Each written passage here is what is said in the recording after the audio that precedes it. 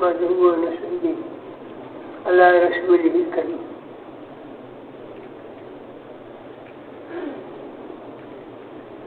میرے محترم بزرگوں اور واجب الاحترام بھائیوں، اللہ رب العزت نے اس پوری کائنات کو اپنی قدرت سے وجود دینا فرمایا.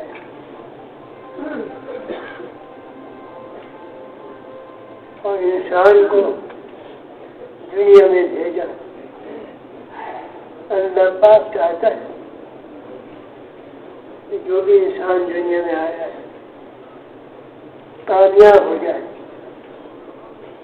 دنیا کے اعتبار سے بھی اور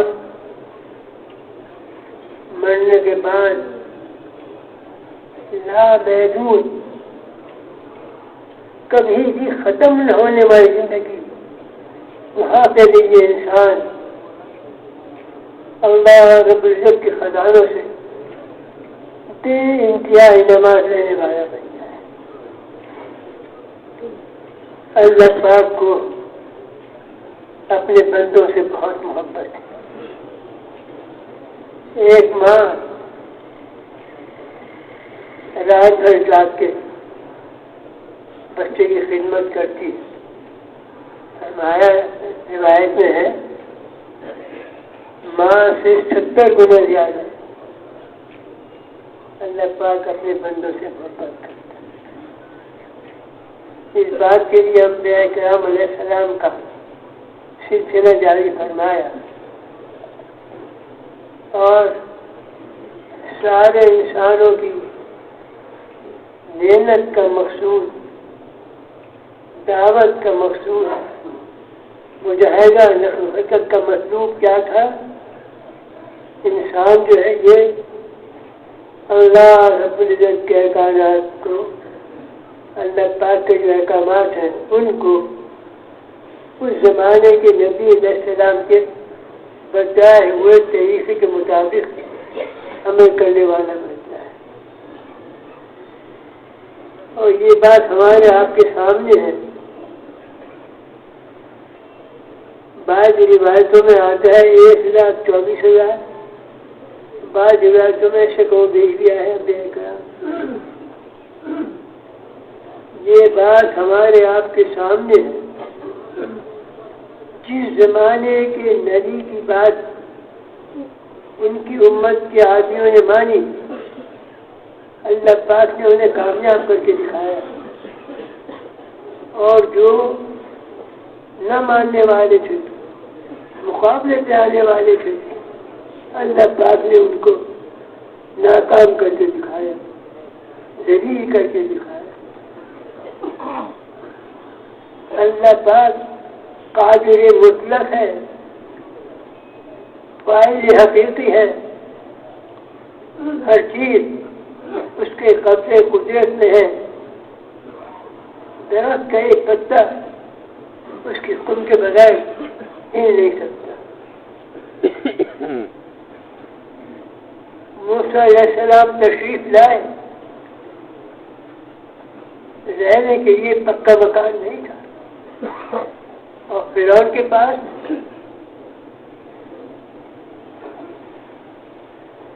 کوئی کوٹھی نہیں تھی. فرعون کے پاس محل تھا. محل، اور محل کتنا بڑا تھا؟ اس کے محل میں دریا رہتا تھا. محل کتنا بڑا ہوگا؟ فرعون کے پاس کئی لاکھ کی مسلح فوج. فرعون کے پاس کئی لاکھ.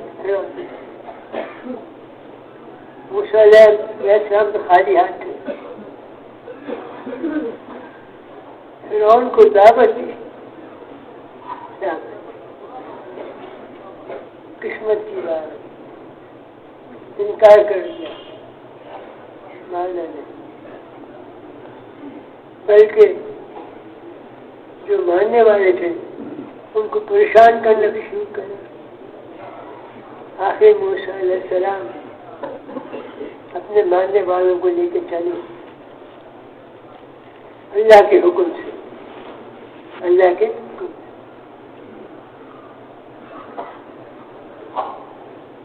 اللہ کی شان راستہ بھول گئے، پہنچے تو سامنے دریا سمندر چھوٹے مار رہا ہے، لے رہے فرعون کو جب معلوم ہوا تو اس کے ساتھیوں نے کہا کہ یہ ہماری خدمت کرنے والے تھے، یہ اگر چلے گئے کون خدمت کرے گا، چلو پکڑو ان کو۔ اب جناب جب سمندر پہ پہنچے، چھانٹے مارتا بس سمندر، دیکھا کہ پیچھے فرعون آ رہا ہے اپنے لشکر کے ساتھ، اپنے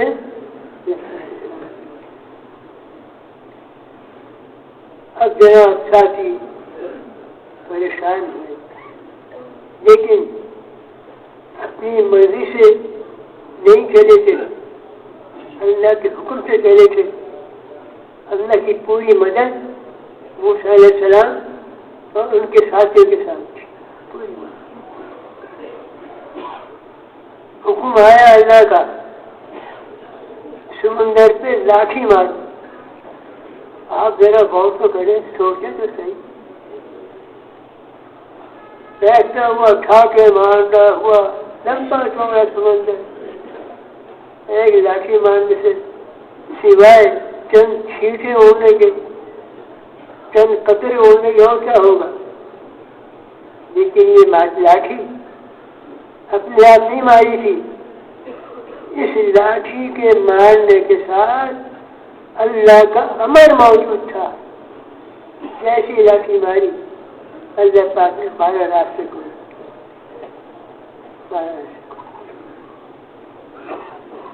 قصہ مختصر یہ کہ دیکھو کرنے والی ذات جو ہے اللہ رب العزت، اور اللہ رب العزت کسی چیز کے پابند نہیں ہے۔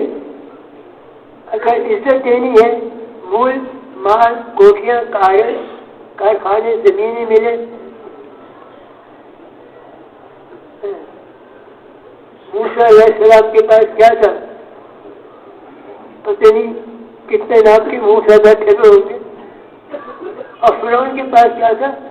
لاکھوں کی مسلح فوج، یہ جواہرات سونا چاندی۔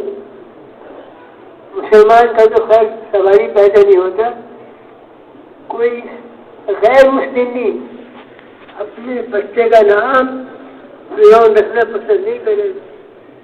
اگر کوئی مجھے گالی دے نا فرعون، مجھے غصہ آئے گا، مجھے گالی دے گا، یعنی فرعون نام جو ہے اللہ پاک نے ایسے دلیل کرا تو اس کو گالی سمجھ رہا ہے، کس بات کے اوپر؟ اللہ کے نبی کی بات کا انکار کرنے کا۔ ہمارے انبیاء کرام علیہ السلام آتے رہے، سارے انبیاء کے واقعات میں یہ بات واضح کہ ماننے والوں کو کامیاب کیا، چاہے کسی بھی حال میں، کسی بھی حال میں، نہ ماننے والوں کو ناکام کرا، ذلیل کرا، نیست و نابود کرا، چاہے وہ کسی بھی حال میں۔ دیکھو بدواری پانی کا طوفان آیا، پانی کا قاعدہ یہ ہے اوپر سے نیچے گرتا ہے، قدرتاً پانی کا قاعدہ یہ ہے، لیکن یہ پانی جو آیا تھا اللہ کے حکم سے آیا تھا۔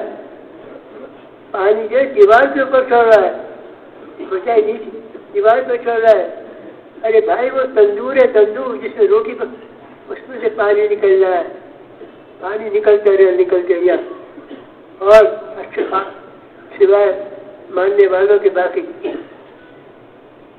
آخر میں آواز بھی لگا کہ اپنے بیٹے کو کیا آ جا بیٹا، اس نے کہا پہاڑ پہ سو جاؤں گا، آج کوئی مدد نہیں کر سکتا۔ باہر پر بھی بیچارہ عرض کرنے کا مقصد ہے کہ دیکھو کامیابی ناکامی، عزت اور ذلت، حالات کا بنانا اور بگاڑنا، تقاضوں کا پورا ہونا یا نہ ہونا،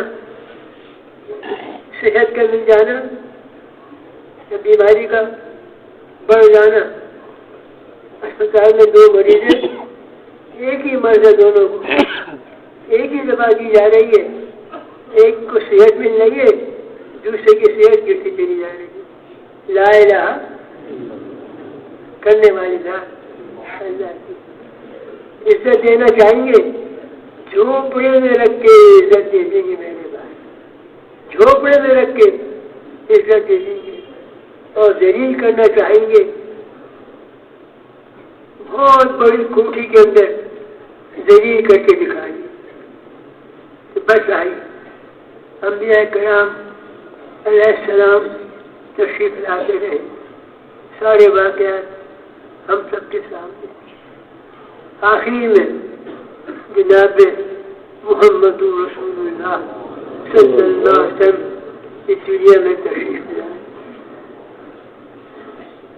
ایک بات تو آپ نے یہ ارشاد فرمائی جس کا مفہوم میرے ذہن میں یہ ہے نبی آخر زماں ہے. آپ کے بعد اس دنیا میں کوئی نبی آنے والا نہیں. یہ بات. دوسری بات حج کے موقع پہ کیا فرمایا تھا تفصیل آپ کے سامنے ہے. ایک بات یہ ارشاد فرمائی تھی جو حاضر ہیں غائبین تک بات کو دین کو پہنچا دے. علماء کرام فرماتے ہیں حج کے موقع پر اندازاً 1.25 لاکھ کے قریب مجمع تھا. 1,25,000 اصحاب رسول کا مجمع تھا. یہ سن کر کے کہ حاضرین قائدین تک جب بعد میں تحقیقات کری گئی یاد مقدس میں کل 12,000 قبریں ملتی ہیں اصحاب رسول کی.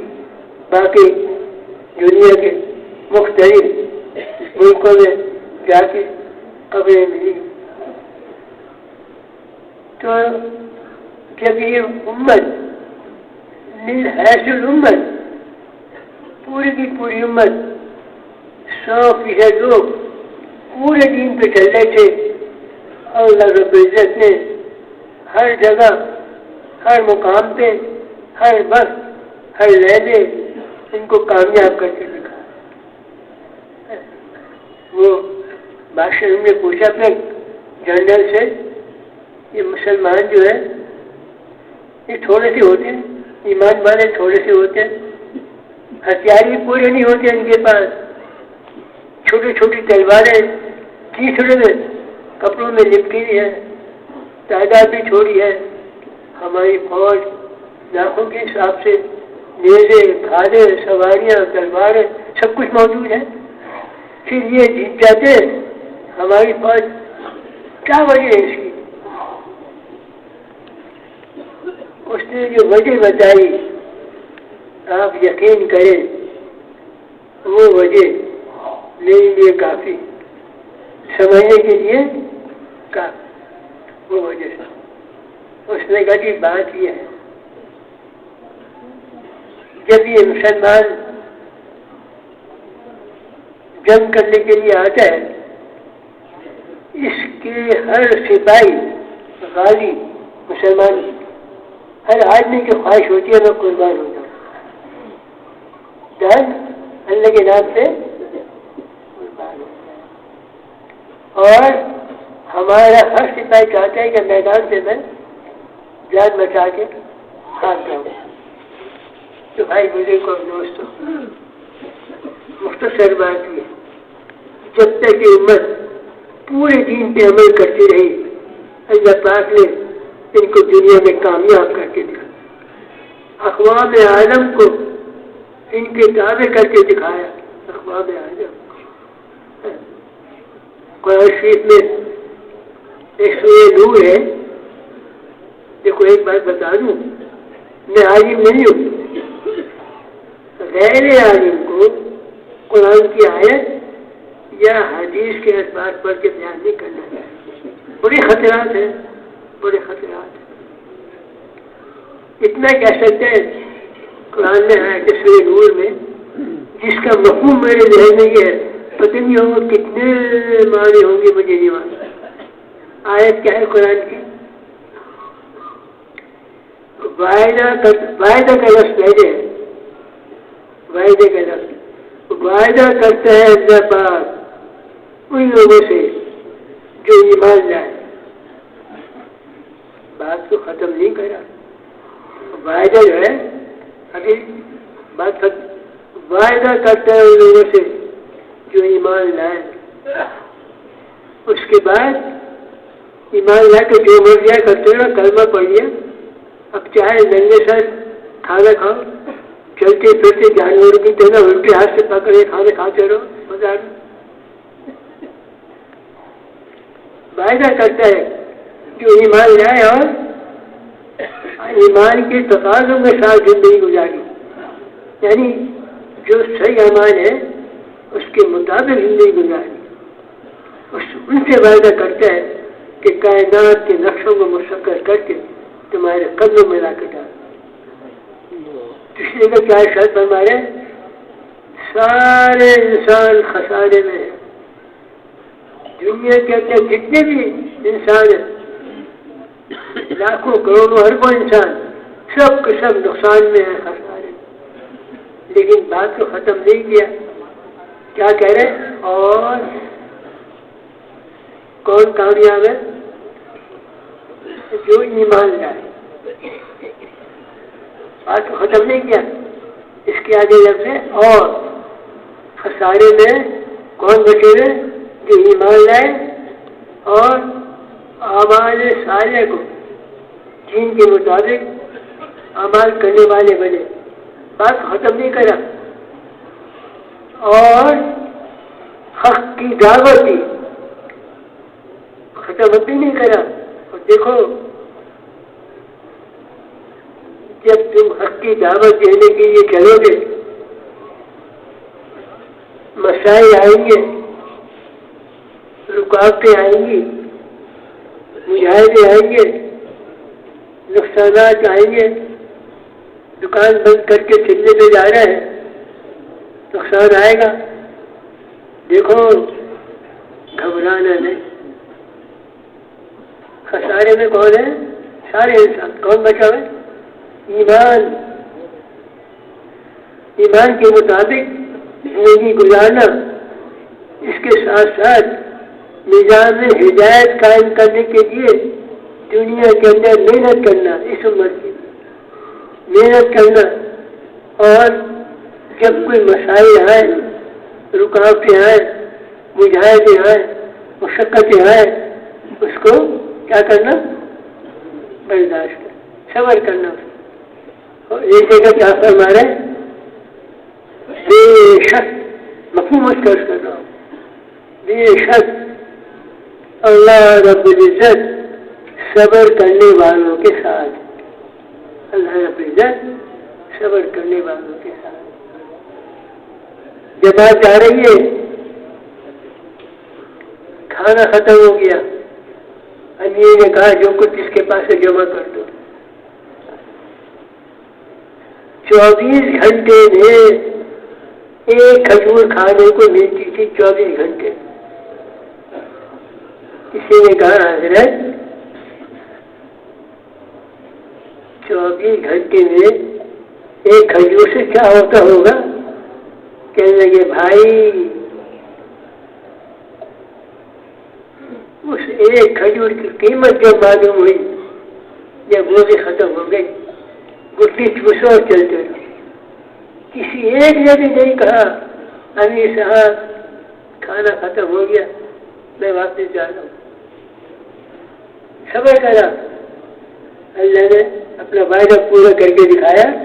بے شک میں صبر کرنے والوں کے ساتھ ہوں. سمندر کے کنارے چل رہے تھے، ایک بہت بڑی مچھلی، چھوٹے سے پہاڑ تو تھی لیکن، اور جناب اس میں اتنی بڑی مچھلی تھی کہ 15 یا 17 آدمی اس کی آنکھ میں چربی جمع کرنے کے خوب کھائی، پکائی. اور اپنے جو روشہ دان تھا اس نے بھی جب مدینہ منورہ پہنچے اور کارگزاری سنائی، آپ علیہ السلام نے فرمایا کہ اس کا مفہوم میرے ذہن میں یہ ہے، اے بھائی چھوٹی سی اس کو بھی کھلا دو.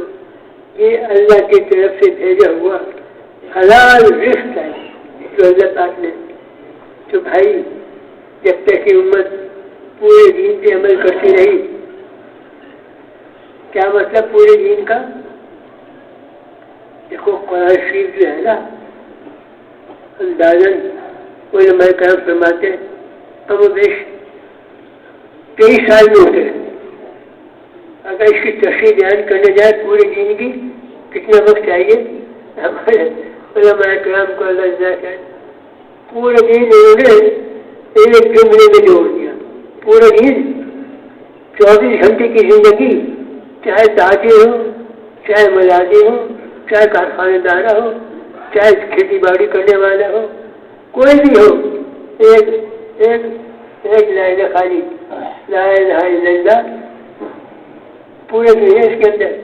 پورے دن کا مطلب آپ جس شعبے کے اندر چل رہے ہیں جس حال کے اندر بھی ہیں جس جگہ بھی ہیں اللہ کے احکامات کو اس شعبے کے مطابق جو طریق ہے نبی علیہ السلام اس کے مطابق چلو گے. یہ پورا دین.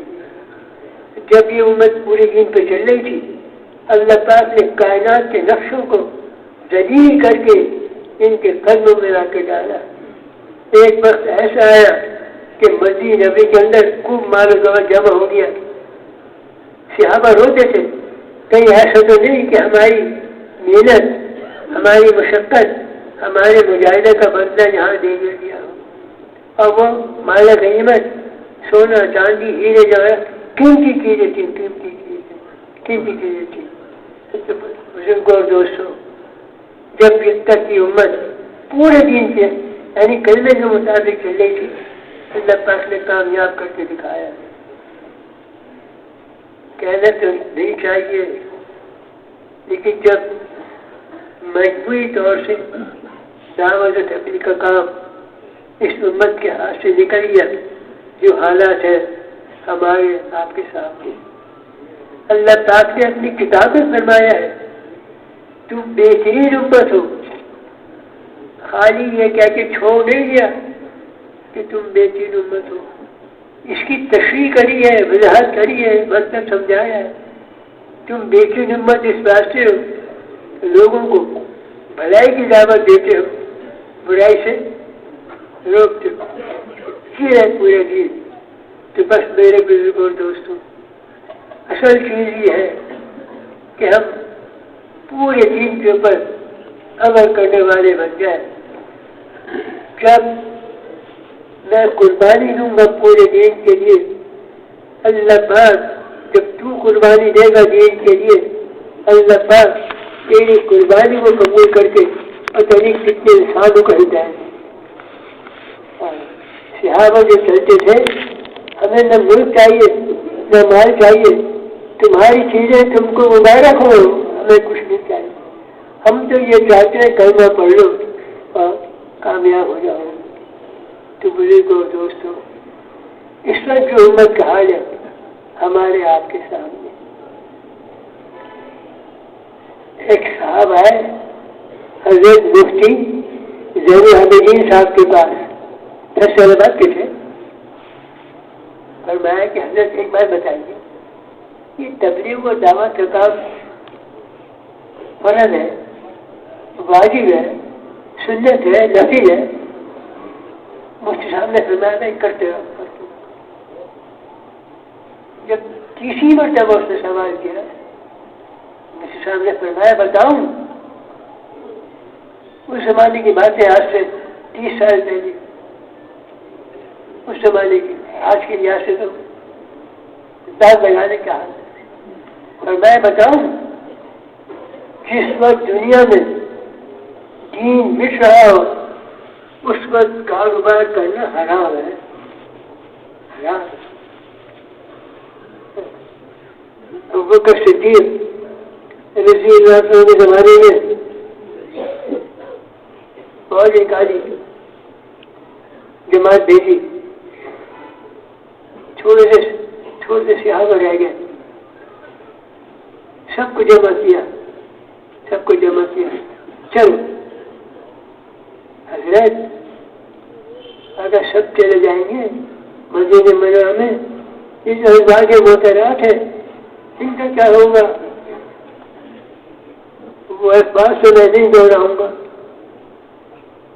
لیکن ان سے جو بات چلتی ہے، ہم ہر قسم کی قربانی دینے کو تیار ہیں، لیکن جس سطح کے اوپر حضور اکرم علیہ السلام دین کو چھوڑ گئے تھے اس سطح سے کمی آئے اور ابو بکر زندہ رہے، یہ نہیں ہو سکتا.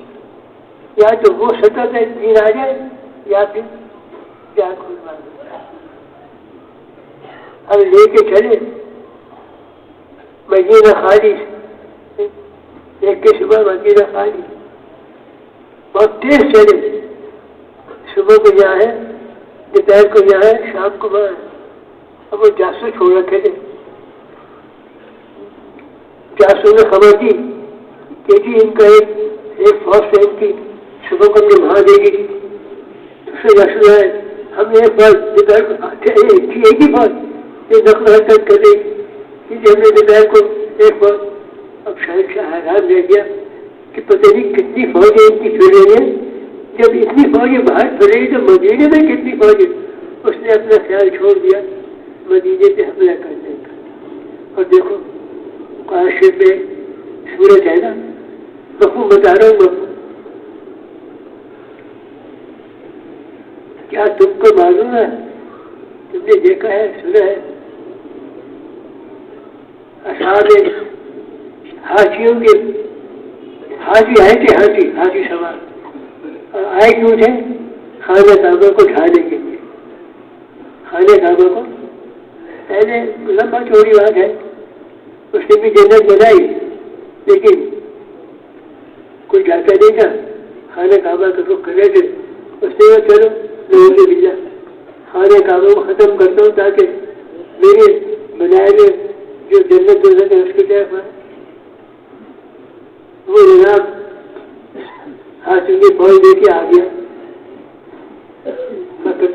کے قریب اس کے فوجیوں نے کچھ اونٹ پکڑ لیے. تو جو اس وقت سردار تھا وہ فوج کے جنرل کے پاس گیا کہ بھائی دیکھنا تمہارے لوگوں نے میرے اونٹ پکڑ لیے، واپس کر دو. اچھا ہم تو تم کو بڑا عقلمند سمجھتے تھے، ہم تو آئے خانہ کعبہ کھانے کے لیے، تم خالی اپنے اونٹوں کی بات کر رہے ہو.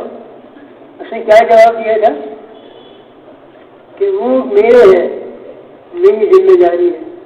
خانہ کعبہ لا الہ اللہ کا ہے، اللہ خود عبادت کرے گا. اس سورت کے اندر ہے کہ چھوٹے چھوٹے پرندے، چھوٹے چھوٹے کوئی لمبے چوڑے پرندے نہیں، چھوٹی چھوٹی چڑیاں، ان کے چڑیا کتنی بڑی ہوتی ہے، اس کا پنجہ کتنا بڑا ہوگا، اس کے پنجے میں کوئی اینٹ نہیں آ سکتی. چھوٹا سا کنکر، اور چھوٹا سا کنکر چھوڑتے آسمان سے ہاتھی پہ سوار کے اوپر گرتا، ہاتھی بھی گرتا زمین میں سارا جو مسئلہ تھا ہاتھی کو ختم کر دیا. تو میرے بزرگوں اور دوستوں، اس واقعے کے اندر اصل چیز کیا ہے؟ اور بھی واقعات ہے کہ جب تم نظام میں ہدایت قائم کرنے کے لیے نکلو گے تو تھوڑا مجاہدہ کرنا پڑے گا، تھوڑی مشقت اٹھانی پڑے گی، تھوڑا سا نقل حرکت کرنا پڑے گا، کچھ چیزوں کو قربان کرنا پڑے گا.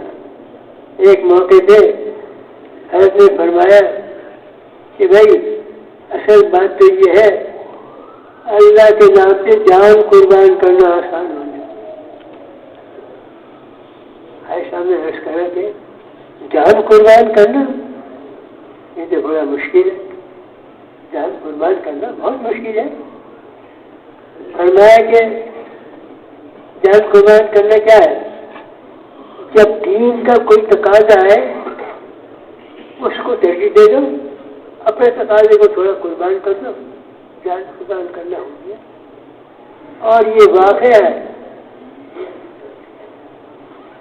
کھجور درختوں پہ تیار ہے، قرضہ لے کے گزارا کر رہے تھے، قرضے لے کے کہ کھجور آئے گی، فروخت کر کے آگے کی زندگی گزارنے کا آسان ہو جائے گا، سوال ہو جائے گا، قرضہ بھی اتر جائے گا۔ حکم آ گیا سب چلے، پکی ہوئی کھجوریں درختوں سے تیار، ایک آدھ جن میں توڑنے والے ہیں، قرضہ بھی ہے، آگے کھانے کا بندوبست بھی ہے، سب کچھ قربان کر کے چھوڑ کے چلے۔ بعض روایتوں میں آتا ہے واپس آ گئے تھے، اس کھجور اس پیڑ سے مثال کے طور سے 1 من کھجور نکلتی تھی، پتہ نہیں کتنے من کھجور اس پیڑ سے نکلی، برکت اللہ پاک۔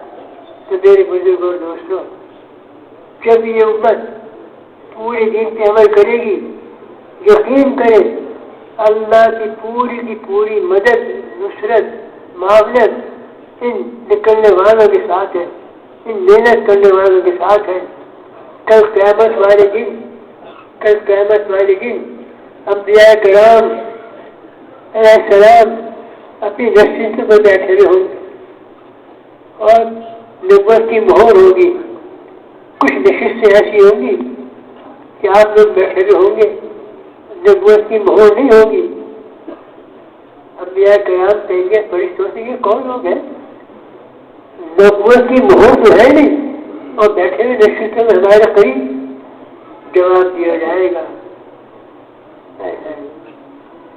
یہ وہ خوش قسمت لوگ ہیں جب دنیا میں دین کی حالت بہت نازک تھی، اس وقت یہ اپنے جان و مال کو قربان کر کے نظام ہدایت قائم کرنے کے لیے قربانیاں دے رہے تھے، نقل حرکت کر رہے تھے، دعوت دے رہے تھے، اور اللہ پاک نے یہ مقام دکھایا کہ انبیاء کے ساتھ ان کی نشستیں قائم فرمائے۔ 12,000 کی قبریں حجاز مقدس میں اور استنبول کے اندر، ترکی کا دارالخلاف ہے استنبول۔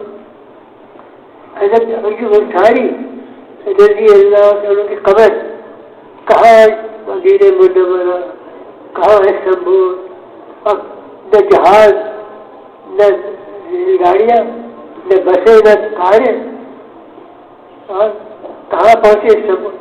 اور بعض خبروں میں آیا ہے کہ ان کی قبریں چین تک کے اندر ملی ہے، چین تک کے اندر، پتہ نہیں کس طرح اپنی جان سے جھیل چلے۔ نہیں، یہ بات نہیں ہے، اصل بات یہ تھی کہ اللہ کی مدد ان کے ساتھ، اللہ کی مدد ان کے ساتھ تھی۔ اللہ نے پوری ان کی محنت سے اللہ پاک نے عمر فاروق کے زمانے میں پتہ نہیں کتنے لاکھ لوگ میل کے اندر دین کی آواز کو پہنچا دیا۔ تو بس میرے بزرگ اور دوست، دیکھو دعوت تبلیغ کے نام سے کوئی نئی بات نہیں چلائی جا رہی، بلکہ جو ترتیب حضور اکرم علیہ السلام نے اپنے زمانے میں پیش کر کے دکھائی، نقل حرکت کرائی، اسی جہد کے مطابق قربانی کے ساتھ جب چلیں گے، اللہ پاک آپ کی قربانی قبول کر کے پتہ نہیں کتنے قبولوں کو، کتنے ملک والوں کو، کتنے صوبے والوں کو اللہ پاک ہدایت سے نواز دے کر انشاءاللہ۔ اور جب یہ امت پورے دین پہ چل رہی تھی، اللہ رب العزت نے ان کی دو دعائیں قبول کر کے دکھائی جو دنیا کی ساری انسان اور جنوں کی طاقت نہیں کر سکتی۔ اللہ پاک نے یہ دعائیں قبول کر کے سارے واقعات آپ کے سامنے ہیں۔ جا رہے ہیں، بارش ہو رہی ہے، بارش، کچھ لوگ آگے ہیں، کچھ پیچھے ہیں۔ جب مقام پہ پہنچے، آگے والے بالکل سوکھے تھے، پیچھے والے گیلے تھے، اور ان کو بارش نہیں ملی۔ کہ بارش ملی کہ ہمیں دعا کری کہ اللہ بارش تو ہوتی رہے، ہم پہ ایک بوند نہ آئے، بارش ہوتی رہی، ایک بوند بھی ان کے اوپر نہیں پڑی، اور جو پیچھے والے تھے بیچارے بھیگے وہاں میں۔ تو بس میرے بزرگ اور دوستوں، دیکھو ہم نیت کریں جتنا زیادہ ہو سکے ہم اللہ کی خدمت میں قربانی دیں گے، اللہ کی خدمت میں جان و مال کھپائیں گے، اللہ کی خدمت میں نقل و حرکت کریں گے، یقینی طور پہ اللہ پاک ہماری دعائیں قبول کرے گا انشاءاللہ تعالیٰ۔ اور یہ بات ضرور ہے کہ نقل و حرکت کے بعد کچھ رکاوٹیں آئیں گی، پریشانی آئیں گی، کچھ مزاجیں آئیں گے، لیکن اگر صبر کے ساتھ چلتے رہے۔ دیکھو نا، قرآن میں ایک جگہ ہے، مفہوم عرض کر رہا ہوں، جنہوں نے اللہ کو رب مانا، اللہ کو اللہ مانا اور پھر استقامت دکھائی، یعنی جم گئے، اللہ کے راستے میں نکلے، نقصان ہو گیا، جم گئے، واپس نہیں آئے، چل رہے ہیں، کھانا ختم ہو گیا، جمے رہے، اللہ نے اپنی مدد کو ظاہر کر کے دکھا دیا۔ لیکن ایک بات ہے، ہمارے بڑے فرماتے ہیں، ہم کوئی مجاہدہ، کوئی قربانی، کوئی مشقت کا کام ہم مانگے نہیں اللہ سے، ہم اس قابل نہیں ہیں، ہم اس قابل نہیں ہیں۔ ہاں اگر آ جائے تو برداشت کریں، اس میں اللہ کی مدد ساتھ ہو جائے گی۔ سب سے بڑی بات یہ ہے، اللہ نہ کرے خدا نہ خاصہ اگر دنیا میں مدد نہیں ہے، کل میدان محشر میں تو انعام ملے گا، آدمی اس کا اندازہ نہیں کر سکتا، آدمی اس کا اندازہ نہیں کر سکتا۔ تو بس میرے بزرگوں اور دوستوں، اصل مسئلہ جو ہے نظام ہدایت قائم کرنے کے لیے قربانی کے ساتھ نقل و حرکت، صبر کرتے ہوئے چلنا اور دعاؤں کے ذریعے اپنے حالات کو سدھارنا، جو سے پوری طرح دعاؤں کے ذریعے۔ اب اس کے لیے کہتے ہیں ہم 4 مہینے کے لیے چلنے کے لیے ارادہ کریں، اور دیکھو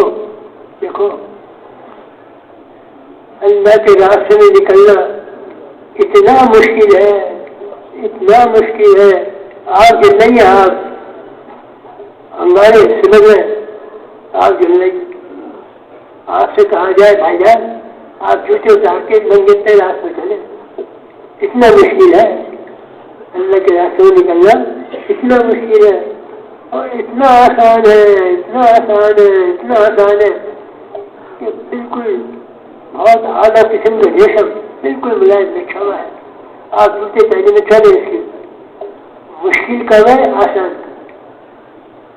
دیکھو ایک بات تو یہ ہے، جب کوئی آدمی نیک کام کی نیت کرتا ہے اللہ کی مدد شروع ہو جاتی ہے، اللہ کی مدد شروع ہو جاتی ہے۔ نیت کرنے میں مسئلہ آسان ہے، نیت کرنے کے بعد نکلنا آسان ہے، اور نیت کرنے سے پہلے مشکل ہے، چاہے سال ہو، چاہے 7 مہینے ہو، چاہے 4 مہینے ہو، چاہے عمومی گشت میں ہفتے واری گشت ہو، نیت کرنے سے پہلے مشکل، نیت کرنے کے بعد آسان۔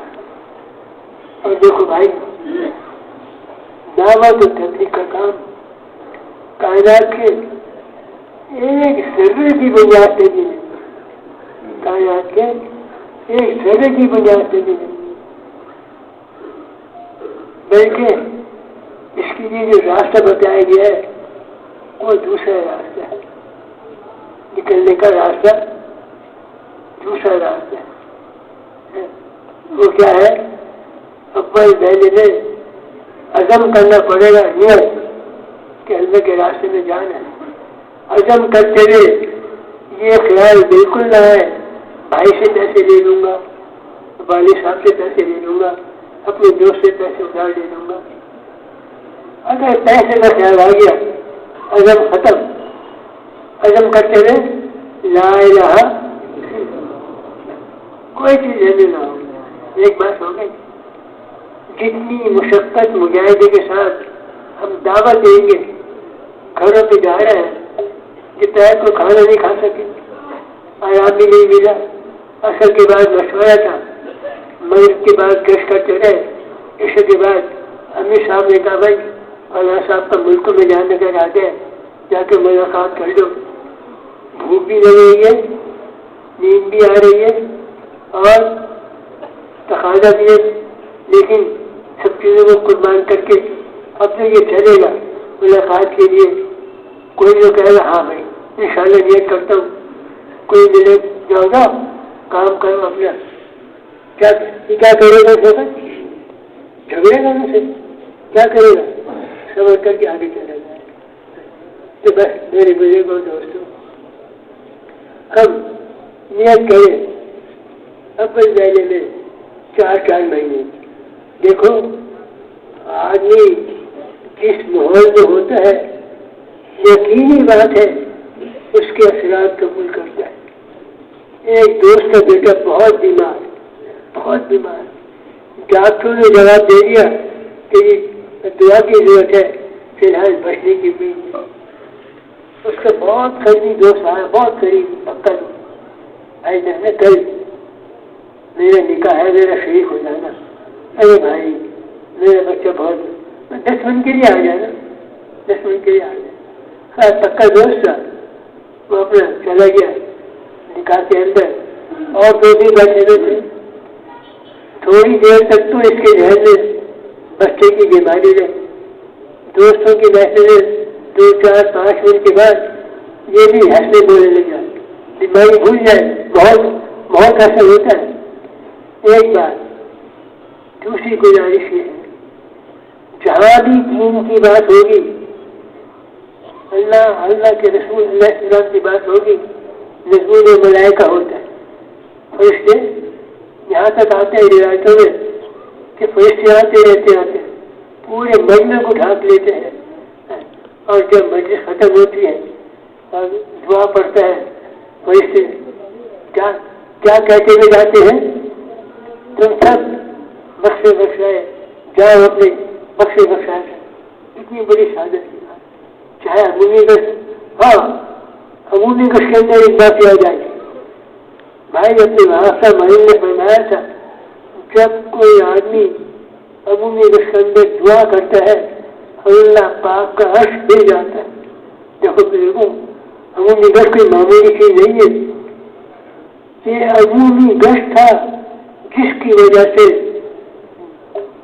عامل نبوت قاری نبوت مکہ المکرمہ سے منتقل ہو کے مدینہ منورہ میں پہنچا. عمومی گش تھا. اس زمانے میں اپنے طور سے کفار اپنے طور سے اپنے طریقے سے حج کرنے آتے تھے، ملے میں ٹھہرتے تھے.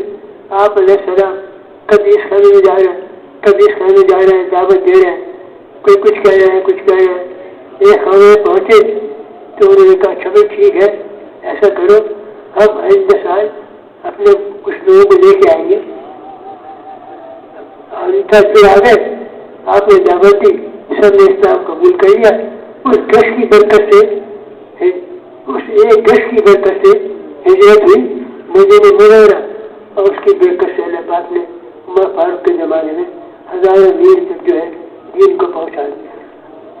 تو بس بھائی اصل چیز کیا ہے؟ عزم کرتے ہوئے کوئی چیز ذہن میں نہ ہو. دعوت جتنی زیادہ قربانی مجاہدے کے ساتھ دعوت دی جائے گی اللہ پاک دعا قبول کر کے مسئلہ حل کر دے گا. اور قرآن شریف میں ایک جگہ آتا ہے کہ جو محنت کرتے ہیں، جھوٹ کرتے ہیں، دوسروں کو دعوت دیتے ہیں، اگر ایک آدمی کسی کو دعوت دے رہا ہے، جس کو دعوت دی جا رہی ہے وہ تو بات کی بات ہے، اللہ پاک سب سے پہلے دعوت دینے والے کو قبول کرتے ہیں، اس کو توفیق دیتے ہیں، اس کے راستے کی رکاوٹیں دور کرتے ہیں اور اس کا اپنے راستے میں نکلنا اللہ پاک آسان کر دیتے ہیں. تو بھائی اصل گزارش یہ ہے کہ ہم 4 مہینے کی نیت کریں اور نیت کرتے ہوئے کوئی چیز ذہن میں نہ ہو. اور کام کتنا ضروری ہے. حضرت عبداللہ بن رواحہ آپ نے شاید فرما دیا تھا، کوئی کہتی تھی کہ جماعت جاری ہے، اگر عبداللہ بن رواحہ صحیح ہو جائے تم فلاں کو امیر بنا دیں. یعنی جماعت جانے والی ہے اور یہ تشریح کوئی کرتی گئی کہ اگر عبداللہ بن رواحہ یعنی شہادت یقینی بن گئی. جمعے کا دن کیا دن؟ جمعے کا دن مسجد نبوی، ایک مسجد میں ایک نماز پڑھنے کا ثواب کتنا ہے بھائی؟ جس جمعے کے دن مسجد نبوی کے امام حضور اکرم علیہ السلام اس کی قیمت کا انداز لگا سکتے ہیں۔ جمعے کا دن مسجد نبوی امام حضور اکرم علیہ السلام نے ربا کو روانہ کر دیا تھا اس تسلی کے ساتھ کہ اگر یہ شہید ہو جائے، جمعے کی نماز کے بعد سلام پھیرنے کے بعد آپ نے ارشاد فرمایا، مخصوص کا ہے عبداللہ بن ربا تم گئے نہیں؟ حضور صلی اللہ علیہ وسلم میرے پاس بہت تیز سواری ہے، جو جماعت کے میرے ساتھی صبح روانہ ہو گئے، شام تک میں تیز سواری میں بیٹھ کے شام کو جہاں پہنچیں گے ان کے ساتھ شام کو ہی میں ان کے قریب پہنچ جاؤں گا۔ آپ نے ارشاد فرمایا جس سے کام کی اہمیت کا اندازہ لگایا جا سکتا ہے۔ اے عبداللہ بن ربا، جو لوگ صبح کو روانہ ہو گئے یہ اپنے کاروبار کے لیے نہیں ٹھہرے تھے، بچے کو تقاضا پورے کرنے کے لیے نہیں ٹھہرے تھے، ان کے سامنے کیا تھا؟ جمعے کا دن مسجد نبوی امام علیہ السلام اور میری آخری نماز، اس بات کو ٹھہر گئے۔ یہ کیا ارشاد فرمایا مفہوم اس کا؟ اے دل جو لوگ صبح کو نکل گئے تم سے 500 برس پہلے جنت میں داخل ہو، اور آخرت کا ایک دن کتنا بڑا ہے، ایک ہفتہ کتنا بڑا ہوگا، سال ہمیں اس کا اندازہ نہیں ہے۔ اس سے کام کی اہمیت کا اندازہ لگتا ہے کہ سب چیزیں شہادت کی پشگوئی سننے کے باوجود یہ نہیں ہوگا بھائی میں ٹھہر جاؤں بیٹھ کے جماعت کے ساتھ نکل جاؤں، بس میں آپ لوگ ماشاء اللہ سب سمجھدار لوگ ہیں، ہوشیار لوگ ہیں۔ یہ یقینی بات ہے، پکی ڈھکی بات ہے۔ دیکھو امام شریف میں جب تراویح پڑھاتا ہے پہلے سورہ فاتحہ پڑھتا ہے، سورہ فاتحہ پڑھنے کے بعد کیا پڑھتا ہے بھائی؟ امام جو کاشف شروع کرتے ہیں شریف میں کاشف پورا سورہ فاتحہ کے بعد پہلے دن کیا پڑھتا ہے؟ الف لام میم کے معنی کیا ہے؟ آج تک کوئی مفتی، کوئی محدث، کوئی عالم جس سے پوچھو گے الف لام میم کے معنی کیا ہے تو مجھے نہیں معلوم۔ علماء کرام فرماتے ہیں اللہ پاک کی کتاب میں ایک نقطہ بھی ایسا نہیں جو بلا وجہ، ایک نقطہ کہاں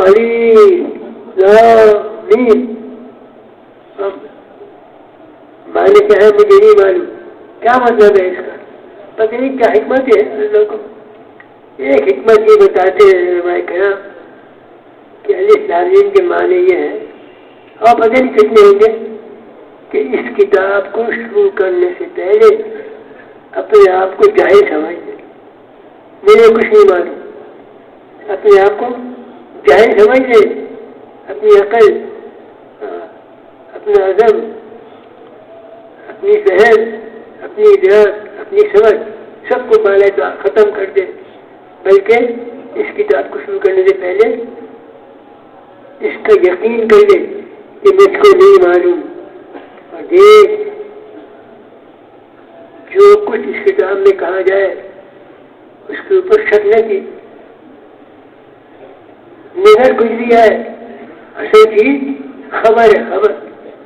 ایک آدمی کے پاس 100 روپے تھے، اس نے سود کے وہ دے دیے، 10 روپے سود آ گیا، 110 ہو گئے، دیکھنے میں آ رہا ہے کہ 100 کے 10 ہو گئے، خبر کیا آ رہی ہے، اصل بھی ضائع ہو جائے گا۔ ایک آدمی کے پاس 100 روپے تھے، 10 روپے خرچہ کر دیا، نظر کیا آ رہی ہے، پیسے کم ہو گئے، خبر کیا آ رہی ہے، اللہ پاک اس میں ایسی برکت دے گا کہ تیری ضرورتیں پوری ہونے کے بعد بھی رسم بچ رہے گی تو بس میرے بزرگوں دوستوں اصل چیز یہ ہے ہم نیت کریں ارادہ کریں اور اس کام کی اہمیت سامنے آ گئی کہ ایک روایت میں ہے ایک صبح ایک شام اللہ کے راستے میں دنیا پیاس ہے ایک صبح اور ایک شام نہیں ایک صبح یا ایک شام. اب اگر ہم 4 مہینے چلنے کے لیے جائیں گے کتنی صبح آئیں گی کتنی شامیں آئیں گی. ارے میرے بھائی اس کے انداز تو مرنے کے بعد سامنے آئے گا. ایک صاحب کا واقعہ ہے اجتماع ہو گیا تھا بیٹھے ہوئے تھے کوئی بزرگ آئے اس نے عجیب بات کہی تم تبلیغ والوں کو نہیں معلوم اللہ پاک نے تمہارے لیے آخرت میں کیا کیا انعامات رکھے ہیں. اور یہ تو عام روایت ہے کہ جنت کی جو چیزیں ہیں نہ کوئی دیکھ سکا ہے نہ کسی کے ذہن میں ہے نہ کوئی بیان کر سکتا ہے نہ کوئی سن سکتا ہے نہ میں بس مختصر کیا ہے دنیا حکم پورا کرنے کی ماننے کی جگہ ہے اور جنت خواہش کے پورا کرنے. جنت میں جانے کے بعد فرشتے یہ بھی کہیں گے او اللہ کے بندے بندگی ختم. جنت میں بندگی عبادت نہیں ہے ختم. فرشتے کیا کہیں گے او اللہ کے ولی. کتنے خوش قسمت ہوں گے وہ لوگ جن کو فرشتے اللہ کے ولی کہیں گے. ہم اس کا اندازہ نہیں لگا سکتے. بس میرے بزرگوں دوستوں جتنا زیادہ وقت ہو سکے اپنے تقاضوں کو جتنا زیادہ قربان کریں گے آگے پیچھے کریں گے دعوت کے تقاضوں کو مقدم کریں گے چاہے 1 گھنٹہ کیوں نہ ہو. لیکن یقینی طور پہ اللہ پاک 2 باتیں ہیں جتنا میں کر سکتا ہوں جب اتنا کر دوں گا آگے کی توفیق اللہ پاک کو دے دے گا. اللہ پاک ہے راستہ خود کھول دے گا. ہم اللہ کی مدد کو قدم اٹھانے کے بعد دیکھ سکتے ہیں. اللہ کی مدد قدم اٹھانے کے بعد نظر آئے گی ہے نا. سورہ فاتحہ میں کیا ہے ہم تیری عبادت کرتے ہیں. پہلے لفظ کیا ہے پہلی عبادت ہے ارادہ ہے عزم ہے خروج ہے دخل حرکت ہے. تیری عبادت اور کیا مانگتے ہیں تیری مدد چاہتے ہیں. ارادہ پہلے نصرت مدد معاونت بعد. ہم چاہیں کہ پہلے مدد آ جائے پہلے خروج پھر اللہ کا وعدہ پورا ہوگا. اس بات سے اصل بات یہ ہے کہ بھائی ہم نیت کریں ربل بیلے میں 4 مہینے کے لیے اور بڑا آسان ہے عزم دعوت دعا اللہ آسان کر لے گا. تو بھائی ارادہ کریں کون بھائی کتنا وقت پاری کریں گے انشاءاللہ. آ جائے